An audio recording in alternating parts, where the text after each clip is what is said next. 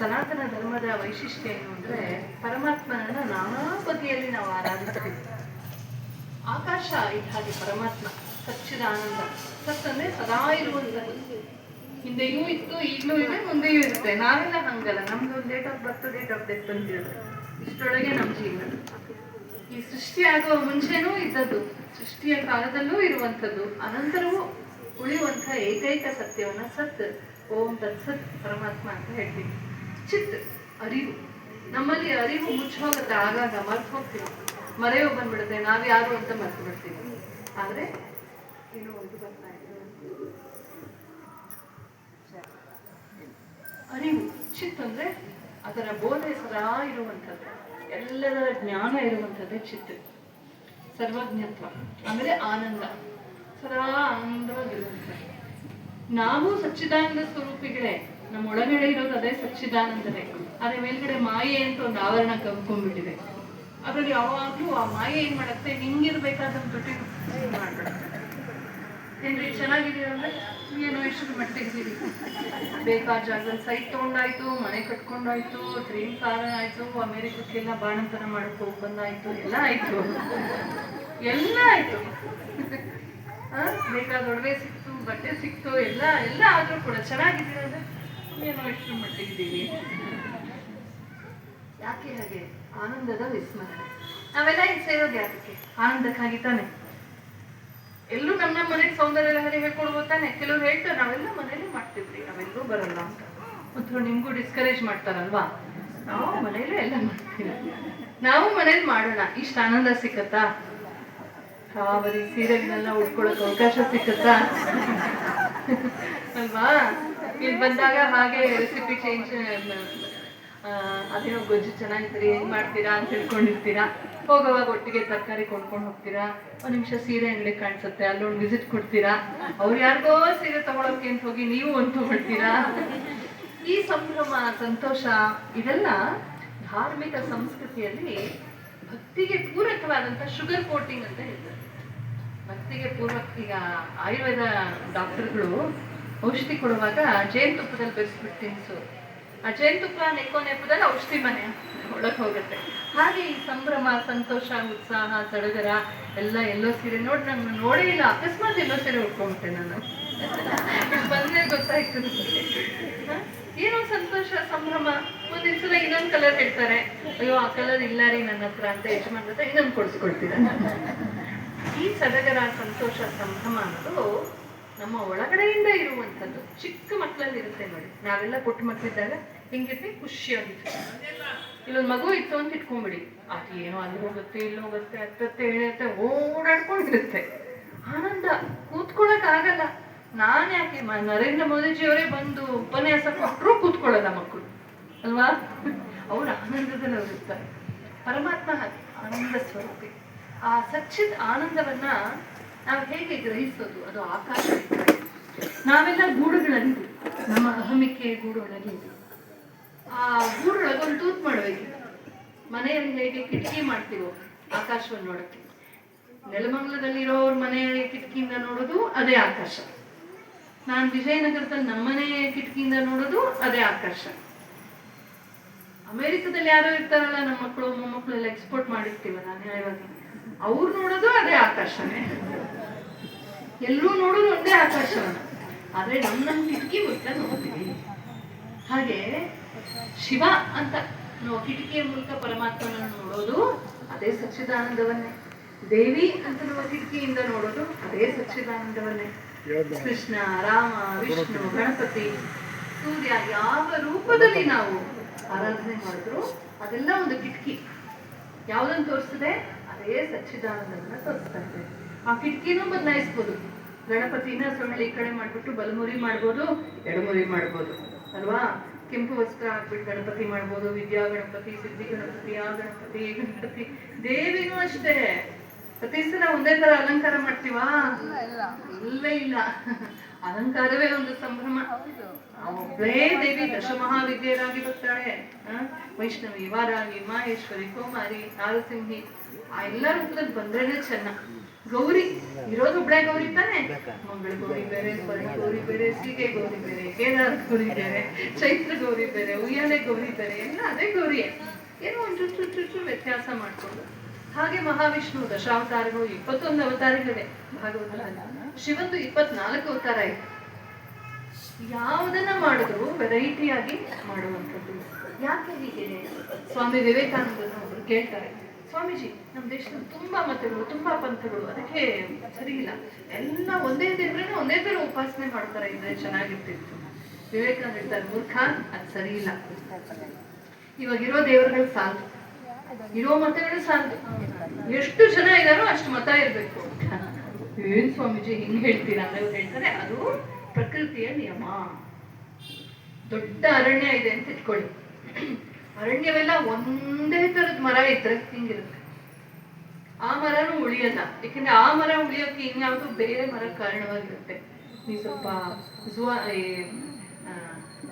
ಸಸ್ಯಶಾಸ್ತ್ರವನ್ನ, ವೃಕ್ಷಾಯುರ್ವೇದವನ್ನು ಓದಿದ್ರೆ ಬೇರೆ ಬೇರೆ ಬೇರೆ ಬಗೆಯ ಮರಗಳಿದ್ರೆ ಮಾತ್ರ ಒಂದು ಮರ ಉಳಿಯುತ್ತೆ. ಹಾಗೆ ಒಂದಕ್ಕೊಂದೊಂದಕ್ಕೊಂದು ಸಂಬಂಧ. ಎಲ್ಲರೂ ಎಲ್ಲಾ ಕಾಲದಲ್ಲೂ ಹಗಲು ರಾತ್ರಿ ನಾವೆಲ್ಲ ಒಂದೇ ಕಲರ್ ಬಟ್ಟೆ ಒಂದೇ ತರ ಹಾಕೋಬೇಕು ಅಂತಿದ್ರೆ ಏನಾದ್ರು ಸ್ವಾರಸ್ಯ ಆಗ್ತಿತ್ತ? ಎಲ್ಲರೂ ಎಲ್ಲೋ ಸೀರೆ ರೆಡ್ ಬಾರ್ಡರ್ ಹಾಕೊಂಡಿದ್ದಾರೆ, ಆದ್ರೆ ಅದ್ರಲ್ಲಿ ಒಂದು ಚುಚ್ಚು ವ್ಯತ್ಯಾಸ ಅಲ್ವಾ? ಒಬ್ಬೊಬ್ರು ಸರದಲ್ಲಿ ಒಂದು ವ್ಯತ್ಯಾಸ, ಬಳೆಯಲ್ಲಿ ಒಂದು ವ್ಯತ್ಯಾಸ, ಕುಂಕುಮದಲ್ಲಿ ಒಂದು ವ್ಯತ್ಯಾಸ, ಏನೋ ಒಂದು. ಈ ವ್ಯತ್ಯಾಸ ಅನ್ನೋದು ನಮ್ಮ ಒಳಗಿಂದ ಬರುವಂಥದ್ದು, ವೈವಿಧ್ಯ. ಹಾಗಾಗಿ ಭಗವಂತನನ್ನ ವೈವಿಧ್ಯಮಯವಾಗಿ ನಾವು ಆರಾಧಿಸ್ತೀವಿ. ಇಂಥ ವೈವಿಧ್ಯಮಯವಾದ ನಾಮರೂಪಗಳನ್ನ ನಾವು ವೇದದಿಂದಲೇ ನೋಡ್ತೀವಿ. ವೇದದಲ್ಲೇ ವಿಷ್ಣು ಪರವಾದ ಸೂಕ್ತಗಳು, ರುದ್ರ ಪರವಾದ ಸೂಕ್ತಗಳು, ಸೂರ್ಯನ ಪರವಾದ ಸೂಕ್ತಗಳು, ಗಣಪತಿಯ ಪರವಾದ ಸೂಕ್ತಗಳು, ವಿಶೇಷವಾಗಿ ದೇವಿ ಪರವಾದ ಸೂಕ್ತಗಳು. ದುರ್ಗಾ ಸೂಕ್ತ, ಮೇಧಾ ಸೂಕ್ತ, ಸರಸ್ವತಿ ಸೂಕ್ತ, ಶ್ರೀ ಸೂಕ್ತ, ಆಮೇಲೆ ಇಳಾ ಸೂಕ್ತ, ನೀಳಾ ಸೂಕ್ತ, ಭೂಮಿ ಸೂಕ್ತ, ಭೂ ಸೂಕ್ತ, ಇಷ್ಟು ಸೂಕ್ತಗಳೆಲ್ಲ ಇವೆ. ದೇವಿ ಸೂಕ್ತ, ಇವುಗಳೆಲ್ಲ ದೇವಿಯನ್ನು ಬೇರೆ ಬೇರೆ ಬೇರೆ ನಾಮರೂಪಗಳಿಂದ ಆರಾಧಿಸ್ತಾ ಇದ್ದಾರೆ. ಅದೇ ಮುಂದೆ ಆಗಮ, ತಂತ್ರ, ಜಾನಪದೀಯ ಪದ್ಧತಿಗಳಲ್ಲಿ ಅದೇ ದೇವಿಯನ್ನೇ ತೆಗೆದುಕೊಂಡು ಜಾನಪದಿಯರು ನಮ್ಮ ಮಾರಮ್ಮ, ಎಲ್ಲಮ್ಮ, ದೊಡ್ಡಮ್ಮ, ಚಿಕ್ಕಮ್ಮ ಅಂತ ಅವರು ಆರಾಧನೆ ಮಾಡ್ತಾರೆ. ಅವಳೇ ಅದೇ ಅಮ್ಮನೇ, ಸ್ವಲ್ಪ ಡ್ರೆಸ್ ಚೇಂಜ್ ಮಾಡ್ಕೊಂಡು ಹೆಸರು ಬದಲಾಯಿಸ್ಕೊಂಡ್ ಬಂದಿರ್ತಾಳೆ ಅಷ್ಟೇ. ಅದೇ ವಿಷ್ಣುವನ್ನೇ ನಾವಿಲ್ಲಿ ಬೇರೆ ಬೇರೆ ರೂಪದಲ್ಲಿ ನೋಡ್ತೀವಿ, ವರಾಹ ರೂಪಂ ಅಂತ ನೋಡ್ತೀವಿ. ಅದೇ ಶಿವನೇ ಮುನೇಶ್ವರ, ಅವನೇ ಕ್ಷೇತ್ರ ಭೈರವ, ಅವನೇ ಕಾಲಭೈರವ, ಅವನೇ ವೀರಭದ್ರೇಶ್ವರ. ಜಾನಪದಕ್ಕೂ ವೈದಿಕಕ್ಕೂ ವ್ಯತ್ಯಾಸವೇ ಇಲ್ಲ. ವ್ಯತ್ಯಾಸ ತಂದಿಟ್ಟವ್ರು ಯಾರು ಅಂದ್ರೆ ಪಾಲಿಟಿಕ್ಸ್, ರಾಜಕೀಯದವ್ರು. ನೀವು ಬೇರೆ ನೀವು ಬೇರೆ ಅಂತ ನಮ್ಮನ್ನು ಹೊಡೆದು ಬಿಟ್ಟು ಜಗಳ ಹಚ್ಬಿಟ್ಟು ಓಟ್ಗೋಸ್ಕರ ಅವ್ರಿಗೆ ಯಾವ್ದು ಬೇಕಾಗಿಲ್ಲ. ಅವರು ಕೊನೆಗೆ ನಮ್ ದುಡ್ಡು ಎತ್ಕೊಂಡು ಹೋಗಿ ಕೊಡೋದು ಹಚ್ಚಕ್ ಹೋಗೋವ್ರಿಗೆ, ನಮಗೇನ್ ಕೊಡಲ್ಲ ಅವರು. ಆದ್ರೆ ನಮ್ಮನ್ನ ಜಗಳ ಹಚ್ಚಕ್ ಹಂಗ್ ಮಾಡ್ತಾರೆ. ಯಾವತ್ತೂ ತಿಳ್ಕೊಳ್ಳಿ, ವೈದಿಕ ದೇವತೆಗಳಿಗೂ ಆಗಮೋಕ್ತವಾದ ದೇವತೆಗಳಿಗೂ ಪುರಾಣದಲ್ಲಿ ಬರುವಂತಹ ದೇವತೆಗಳಿಗೂ ನಾವು ಮಾಡುವ ಜಾನಪದೀಯ ಸೀಮೆಯ ಕಾಯುವಂತ ಎಲ್ಲೆಯಮ್ಮ, ಗ್ರಾಮ ದೇವತೆ, ಮುನೇಶ್ವರ, ಇದಕ್ಕೂ ನಮ್ಮ ಕುಲದೇವರಿಗೂ ಯಾವ ವ್ಯತ್ಯಾಸವೂ ಇಲ್ಲ. ಎಲ್ಲವೂ ಅದದೇ, ನಾಮರೂಪಗಳು ಬದಲಾಗುತ್ತೆ. ಈ ಒಂದು ವೈವಿಧ್ಯದಲ್ಲಿ ಒಂದನ್ನ ಒನ್ನೆಸ್, ವೈವಿಧ್ಯದಲ್ಲಿ ಒಂದೇ ಒಂದು ಐಕ್ಯವನ್ನ ಭಾವಿಸೋದಕ್ಕೆ ಅನುಕೂಲವಾಗಲಿ ಅಂತ ಈ ರೀತಿಯ ಧಾರ್ಮಿಕ ಸಂಸ್ಕೃತಿಯನ್ನು ನಮ್ಮ ಋಷಿಗಳು ಹುಟ್ಟಿಸಿದ್ದಾರೆ. ನೀವೆಲ್ಲ ಇಲ್ಲಿ ಕೂತ್ಕೊಂಡ್ಬಿಟ್ಟು ಬೆಳಗಿಂದ ಸಂಜೆವರೆಗೂ ಓಂ ಶ್ರೀ ಲಲಿತಾ, ಓಂ ಶ್ರೀ ಲಲಿತಾ, ಓಂ ಶ್ರೀ ಲಲಿತಾ ಅಂತ ಹೇಳ್ಬೋದು ತಾನೆ?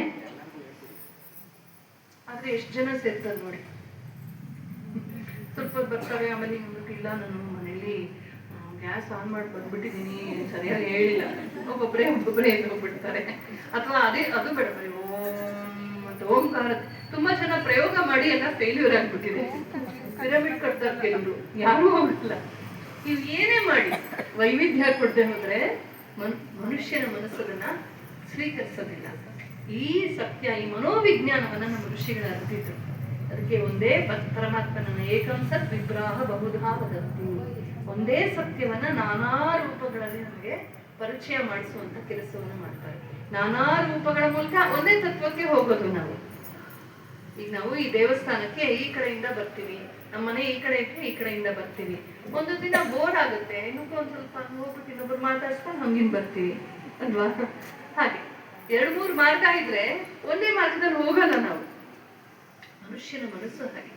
ಹಾಗಾಗಿ ನಮ್ಮ ಈ ಬಹುಮುಖಿಯಾದ ಮನಸ್ಸನ್ನ ಪರಮತತ್ವದ ಕಡೆಗೆ ಕರ್ಕೊಂಬರಕ್ಕೆ ಪರಮತತ್ವವನ್ನು ಹೇರೋದಿಲ್ಲ, ನಮ್ಮ ಮನಸ್ಸಿಗೆ ಬೇಕಾದಂತಹ ಎಲ್ಲಾ ಮಾರ್ಗಗಳನ್ನು ಕಲ್ಪಿಸಿಕೊಡ್ತಾರೆ. ಅಂತಹ ಮಾರ್ಗಗಳಲ್ಲಿ ಶೈವ, ವೈಷ್ಣವ, ಶಾಕ್ತ ಎಲ್ಲ ಉಂಟು. ಅದರಲ್ಲಿ ತುಂಬಾ ಪ್ರಮುಖವಾಗಿ ಬಹಳ ಪ್ರಸಿದ್ಧವಾಗಿ ಉಳಿದಿರುವಂಥದ್ದು 3. ಯಾವುದು? ಶೈವ, ವೈಷ್ಣವ ಮತ್ತು ಶಾಕ್ತ, ಶಕ್ತಿ ಆರಾಧನೆ. ಈ 3ರಲ್ಲೂ ತುಂಬಾ ಫೇಮಸ್ ಯಾವುದು? ಜನಪ್ರಿಯವಾದದ್ದು ಶಕ್ತಿ ಆರಾಧನೆ. ವಿಷ್ಣು ದೇವರಿಗೆ ಹೋದ್ರೂ ಕೂಡ ಲಕ್ಷ್ಮಮ್ಮನ ವೈಭವ ಜಾಸ್ತಿ ಇರುತ್ತದೆ. ಲಕ್ಷ್ಮಿ ಅಲಂಕಾರ ತುಂಬಾ ಜೋರಾಗಿರುತ್ತೆ. ಶಿವನ್ ಗುಡಿಗೆ ಹೋದ್ರೆ ಅವನ ಪಾಪ ವಿಭೂತಿ ಹಾಕಿ ಒಂದೊಂದು ವಸ್ತ್ರ ಹಾಕ್ಬಿಟ್ಟು ಗಂಗಾ ಅಭಿಷೇಕ ಕುಂಭ ಇಟ್ಬಿಟ್ಟು ಬಂದ್ಬಿಟ್ಟಿರ್ತಾರೆ. ಈ ನಮ್ಮ ಪಾರ್ವತಮ್ಮನವ್ರು ತುಂಬಾ ಚೆನ್ನಾಗಿ ಅಲಂಕಾರ ಆಗ್ತಿರುತ್ತೆ. ದೇವಿಯ ಒಂದು ಶಿವಶಕ್ತಿ, ನೀವು ಮೊಟ್ಟ ಮೊದಲ ಶ್ಲೋಕ ಹೇಳ್ತಿರಲ್ಲ, ಶಿವಶಕ್ತ್ಯಾಯುಕ್ತೋ ಯದಿ ಭವತಿ ಶಕ್ತಃ ಪ್ರಭವಿತುಂ ನ ಚೇದೇವಂ ದೇವೋ ನ ಖಲು ಕುಶಲ ಸ್ಪಂದಿತುಮಪಿ ಅತಸ್ತ್ವಾಮಾರಾಧ್ಯ ಹರಿಹರ ವಿರಿಂಚಾದಿಭಿರಪಿ ಪ್ರಣಂತುಂ ಸ್ತೋತುಂ ವಾ ಕಥಂ ಅಕೃತ ಪುಣ್ಯ ಪ್ರಭವತಿ. ಆಚಾರ್ಯರು ಶುರು ಮಾಡದೆ ಶಕ್ತಿಯುಕ್ತನಲ್ಲದ ಶಿವನಿಗೆ ಏನು ಶಕ್ತಿ ಇಲ್ಲ ಅಂತ. ಏನಪ್ಪ ನಮ್ಮ ಶಿವನ್ ಹಿಂಗ್ ಅನ್ಬಿಟ್ರು ಅಂದ್ರೆ ಪ್ರೀತಿಯಿಂದ. ನಮ್ಮ ಯಜಮಾನ್ರು ಒಂದ್ಸಲ ಹೇಳ್ತಾರಲ್ಲ ಗಂಡಸರು, ನಮ್ದೇನಿಲ್ಲಪ್ಪ ಎಲ್ಲ ಅವ್ರದೇ ಅಂತ ಹೇಳ್ತಾರೆ. ಅವ್ರದೇ ಇರುತ್ತೆ, ಅಥವಾ ಅವ್ರು ಹೇಳ್ತಾರೆ ಎಲ್ಲ ನಂದೇ ನಡೆಯೋದು ಅಂತ. ಅಡುಗೆ ಮನೇಲಿ ನಾವು ನಗ್ತಾ ಇರ್ತೀವಿ, ಹೌದಾ ಸರಿ ಸರಿ ನಾನೇ ಹೆಡ್ ಆಫ್ ಫ್ಯಾಮಿಲಿ ಅಂತ ಹೇಳುವಾಗ ಹೆಂಡತಿ ನಗ್ತಿರ್ತಂತೆ, ನಾನೇ ನೆಕ್ ಆಫ್ ಫ್ಯಾಮಿಲಿ, ನಾನು ಹೆಂಗ್ ಅಲ್ಲಾಡ್ಸೋದೇ ಅಲ್ಲಾಡ್ತೀನಿ. ಪ್ರೀತಿಗಷ್ಟೇ, ಯಾರು ಹೆಚ್ಚು ಯಾರು ಕಡಿಮೆ. ನಮ್ಗೆಲ್ಲ ಮದುವೆ ಆದಾಗ ನಮ್ಗೆಲ್ಲ ಅರುಂಧತಿ ನಕ್ಷತ್ರ ದರ್ಶನ ಮಾಡಿಸಿರ್ತಾರೆ. ಈಗೆಲ್ಲ ಹಗ್ಗದಲ್ಲಿ ತೋರಿಸ್ಬಿಡ್ತಾರೆ ಹಿಂಗೆ. ಯಾಕೆ ಅರುಂಧತಿ ದರ್ಶನ ಮಾಡ್ಬೇಕು? ಅದ್ರಲ್ಲಿ ತುಂಬಾ ಸುಂದರವಾದ ವಿಜ್ಞಾನ ಇದೆ. ಅರುಂಧತಿ ದರ್ಶನ ನ್ಯಾಯ ಅಂತ ನಮ್ಮ ಸಂಸ್ಕೃತದಲ್ಲಿ ನ್ಯಾಯ ಅಂತ, ಲೌಕಿಕ ನ್ಯಾಯ. ಅರುಂಧತಿ ನಕ್ಷತ್ರ ನೋಡ್ಬೇಕು ಅಂದ್ರೆ ಒಂದೇ ಸಲಕ್ಕೆ ಕಾಣಿಸಲ್ಲ. ಮೊದಲು ಉತ್ತರ ದಿಕ್ಕು ಕಡೆ ತಿರುಗಪ್ಪ ಅಂದ್ರೆ ಉತ್ತರಕ್ಕೆ ತಿರುಗಿ, ಆಮೇಲೆ ಕರೆಕ್ಟ್ ಆಗಿ 45 ಡಿಗ್ರಿ ಆಂಗಲ್ ಅಲ್ಲಿ ನೋಡಿ ಧ್ರುವ ನಕ್ಷತ್ರ ಕಾಣಿಸುತ್ತೆ. ಅದಲ್ಲೇ ಇರುತ್ತೆ, ಅದಕ್ಕೆ ಧ್ರುವ. ಅದು ಯಾವ ಸಂದರ್ಭದಲ್ಲೂ ಬದಲಾಗಲ್ಲ. ಅದರ ಸುತ್ತು ಒಂದು ಸಪ್ತರ್ಷಿ ಮಂಡಲ, ಅರ್ಥ ಮೇಜರ್ ಅಂತ ಹೇಳ್ತಾರೆ, ಅದು ತಿರುಗ್ತಾ ಇರುತ್ತೆ. ಅದನ್ನು ಗುರುತಿಸ್ಬೇಕು. ಆ 7 ನಕ್ಷತ್ರಗಳ ಅರ್ಥ ಮೇಜರ್ ಸಪ್ತರ್ಷಿ ಮಂಡಲ, ಒಂದ್ ನಕ್ಷತ್ರಕ್ಕೆ ಮಾತ್ರ ಇನ್ನೊಂದು ನಕ್ಷತ್ರ ಜೊತೆಲಿ ಇರುತ್ತೆ, ಟ್ವಿನ್, 2 ಅವಳಿ ನಕ್ಷತ್ರಗಳಿರುತ್ತೆ. ಅದನ್ನು ಗುರುತಿಸ್ಬೇಕು. ಆ ಅವಳಿ ನಕ್ಷತ್ರಗಳೇ ವಸಿಷ್ಠ, ಅರುಂಧತಿ ನಕ್ಷತ್ರಗಳು. ಅದನ್ನೇ ಯಾಕೆ ತೋರಿಸಿದ್ರು? ಆಕಾಶದಲ್ಲಿ ಬೇಕಾದಷ್ಟು ಅದರ ಟ್ವಿನ್ ನಕ್ಷತ್ರ ಇದೆ. ಎಲ್ಲಾ ಅವಳಿ ನಕ್ಷತ್ರಗಿಂತ ಈ ನಕ್ಷತ್ರಕ್ಕೆ ತುಂಬಾ ವಿಶಿಷ್ಟವಾದ ಒಂದು ಲಕ್ಷಣ ಇದೆ. ಅದನ್ನ ಇವತ್ತಿನ ವಿಜ್ಞಾನಿಗಳು ಟೆಲಿಸ್ಕೋಪ್ ನೋಡಿ ಹೇಳಿದ್ದಾರೆ, ಹಿಂದೆ ನಮ್ಮ ಋಷಿಗಳು ತಿಳ್ಕೊಂಡಿದ್ರು. ಏನು ಅಂದ್ರೆ 2 ನಕ್ಷತ್ರಕ್ಕ ಒಂದು ನಕ್ಷತ್ರದ ಸುತ್ತು ಇನ್ನೊಂದು ಸುತ್ತಾ ಇಲ್ಲ, 2 ಹೀಗೆ ಸುತ್ತಾ ಇದೆ. ನಾವು ಗಿರ್ಗಿಟ್ಲೆ ಆಡ್ತೀವಲ್ವಾ, ಆ ತರ ಅದನ್ನ ತೋರಿಸ್ತಾರೆ. ಗಂಡ ಹೆಂಡತಿ ಹೆಂಗೆ, ಗಂಡ ಇಂಪಾರ್ಟೆಂಟು, ಹೆಂಡತಿ ಒಂದು ಸುತ್ತಾ ಇರ್ಬೇಕು ಅಂತ ಅಲ್ಲ. ಅಥವಾ ಹೆಂಡತಿ ಇಂಪಾರ್ಟೆಂಟು, ಅವಳು ಹಿಂದೆ ಸುತ್ತಾ ಇರ್ಬೇಕು, ಹಂಗೂ ಅಲ್ಲ. ಇಬ್ರು ಹಿಂದೆನೂ ಸುತ್ತಾ ಇರ್ಬೇಕು, ಇಬ್ರು ಸಮಸಮವಾಗಿ ಮುಖ್ಯರು. ಎಂಥ ಅದ್ಭುತವಾದ ಸಂದೇಶವನ್ನ ಅರುಂಧತಿ ದರ್ಶನದಲ್ಲಿ ತೋರಿಸ್ಬಿಟ್ರು ನಮಗೆ ನಮ್ಮ ಋಷಿಗಳು. ಆ ಬೈನರಿ ಸ್ಟಾರ್ಸ್ ನ ಇವತ್ತು ನೀವು ಯೂಟ್ಯೂಬ್ ಅಲ್ಲಿ ನೋಡ್ಬೋದು, ಅದು ಹೆಂಗ್ ಸುತ್ತತ್ತೆ ಅಂತ. ಅವತ್ತೇ ತಿಳ್ಕೊಂಡಿದ್ರು. ಇಂಥ ಒಂದು ಐಡಿಯಾಸ್ನ ನಮ್ಮ ಹಿರಿಯರು ನಮಗೆ ಕೊಡೋದು. ಸೊ ಅಲ್ಲಿ ಶಿವನನ್ನ ನಿಂದಿಸೋದು ಉದ್ದೇಶ ಅಲ್ಲ, ಶಕ್ತಿಯ ವೈಶಿಷ್ಟ್ಯ. ರಾಜರಾಜೇಶ್ವರಿ ಚಿತ್ರ ನೋಡಿದ್ದೀರಲ್ವಾ? ಶಿವನ ಮೇಲೆ ಕೂತಿರ್ತಾಳು ಅವಳು. ಏನಪ್ಪ ಗಂಡನ ಮೇಲೆ ಕೂತ್ಕೊಂಡ್ಬಿಟ್ಲು ಅಂದ್ರೆ, ಗಂಡನ ಮೇಲೆ ಕೂತಿಲ್ಲ ಅವಳು, ಗಂಡನಿಂದ ಒಡಮೂಡಿದ್ದಾಳೆ ಅಂತ. ಶಿವನ ಹೃದಯದಿಂದ ಮೂಡಿ ಬಂದ ಶಕ್ತಿ ಅವಳು. ಅವನು ನಿಷ್ಕ್ರಿಯ ಬ್ರಹ್ಮ, ಅದಕ್ಕೆ ಅವನು ಮಲಗಿರ್ತಾನೆ. ಅವಳು ಸಕ್ರಿಯ ಬ್ರಹ್ಮ. ಈಗ ಫ್ಯಾನ್ ಆಫ್ ಮಾಡಿದ್ರೆ ಅದು ಶಿವ, ಆನ್ ಮಾಡಿದ್ರೆ ಶಕ್ತಿ. ವ್ಯತ್ಯಾಸ ಉಂಟಾ? ಏನಂತಾರು ಕ್ರಿಯೆಯಲ್ಲಿ ಮಾತ್ರ ವ್ಯತ್ಯಾಸ. ಇಂಗ್ಲಿಷ್ ಅದನ್ನ ಪೊಟೆನ್ಷಿಯಲ್ ಎನರ್ಜಿ, ಕೈನೆಟಿಕ್ ಎನರ್ಜಿ ಅಂತೀವಿ ಅಲ್ವಾ? ಶಿವನೇ ಶಕ್ತಿ. ಆದ್ರೆ ಈ ಶ್ಲೋಕ ಹೇಳುತ್ತೆ ಶಿವಶಕ್ತಿಯಾಯುಕ್ತೋ ಯದಿ ಭವತಿ. ಯಾವಾಗ ಶಕ್ತಿ ಇರ್ತಾಳೋ ಅಂದ್ರೆ ಸಕ್ರಿಯವಾಗ್ತಾನೋ ಆಗ ಮಾತ್ರ ಪ್ರಭವತಿ, ಏನಾದ್ರು ಕೆಲಸ ಮಾಡೋದು ಹೊರಡ್ತಾನೆ. ನಚೇತ್ ಇಲ್ಲೇ ಹೋದ್ರೆ ನಖರು ಕುಶಲ ಸ್ಪಂದಿತುಮಪಿ. ಅಲ್ಲಾಡೋದು ನಿಷ್ಕ್ರಿಯ ಅಲ್ವಾ ಅವನು. ಫ್ಯಾನ್ ಸ್ವಿಚ್ ಆಫ್ ಮಾಡ್ಬಿಟ್ರೆ, ಫ್ಯಾನ್ ಎಂಥ ಕಾಸ್ಟ್ಲಿ ₹1,00,000 ಫ್ಯಾನ್ ಆದ್ರೂ ಅಲ್ಲಾಡುತ್ತಾ? ಅದು ಸ್ವಿಚ್ ಆಫ್ ಮಾಡ್ಬಿಟ್ರೆ ಅಲ್ಲಾಡುತ್ತಾ? ಶಕ್ತಿ ಇದ್ರೆ ಮಾತ್ರ ಅಲ್ಲಾಡುತ್ತದು ಅಲ್ವಾ?